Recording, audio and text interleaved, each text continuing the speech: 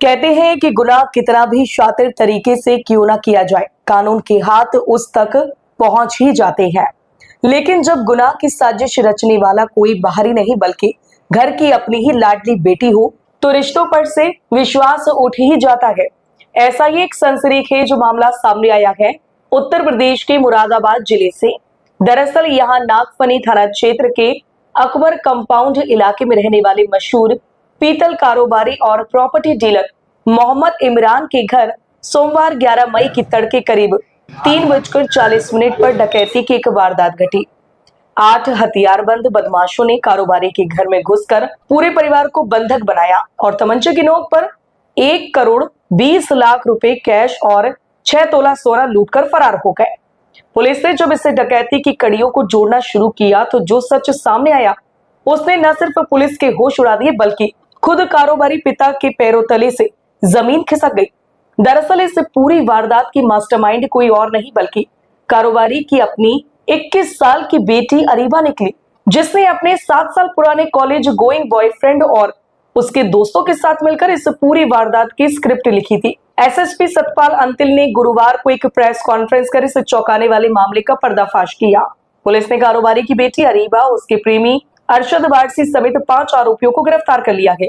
इनके पास से लूटे गए रुपयों में से 47,24,000 रुपए कैश, वारदात में इस्तेमाल की गई 2 कारें और कई अवैध हथियार बरामद हुई है। इस डकैती में शामिल गिरोह के बाकी आरोपियों और फरार बदमाशों की तलाश में पुलिस की टीमें लगातार छापेमारी कर रही हैं। Bureau report, news eight 9। देखिए, इसी महीने की 11 तारीख को सुबह नागफनी थाना क्षेत्र के अंतर्गत एक घटना हुई थी जिसमें कि अभियोग पंजीकृत किया गया और वादी के अनुसार उसमें 5-6 युवकों के द्वारा घर में घुसकर और परिवार के लोगों के अंदर भय व्याप्त करते हुए उसके घर से करीब 1 करोड़ रुपए से ऊपर और कुछ अन्य सामान वहां से लूट लिया गया।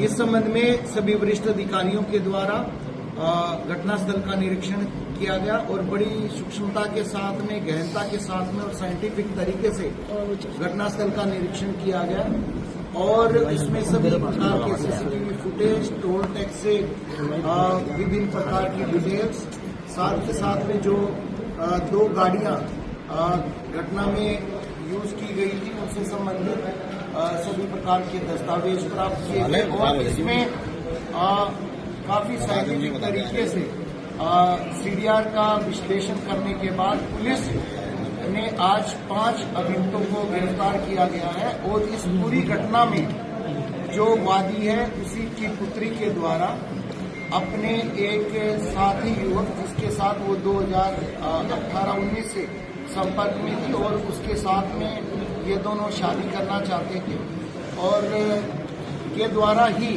अपने कुछ दोस्तों को बुलाकर घटना को अंजाम दिया था, जिसमें इनके द्वारा धनराशि और दूसरी चीजें वहां से लूटी गई और इनके द्वारा अलग अलग तरीके से इस चीज को डिस्ट्रीब्यूट किया गया।